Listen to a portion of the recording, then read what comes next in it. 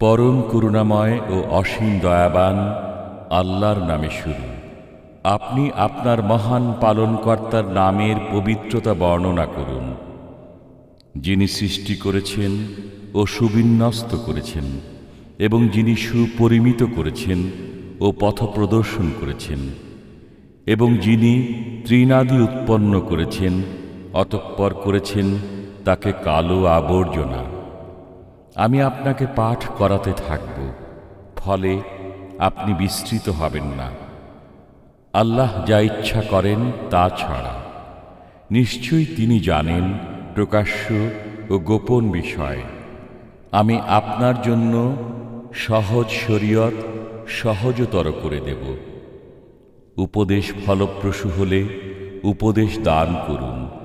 যে ভয় করে সে উপদেশ গ্রহণ করবে, আর যে হতভাগা সে তা উপেক্ষা করবে।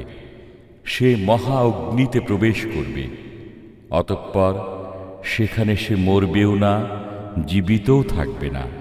নিশ্চয়ই সাফল্য লাভ করবে সে যে শুদ্ধ হয় এবং তার পালনকর্তার নাম স্মরণ করে, অতঃপর নামাজ আদায় করে। বস্তুত তোমরা পার্থিব জীবনকে অগ্রাধিকার দাও, অথচ পরকালের জীবন উৎকৃষ্ট ও স্থায়ী। এটা লিখিত রয়েছে পূর্ববর্তী কিতাবসমূহে, ইব্রাহিম ও মুসার কিতাবসমূহে।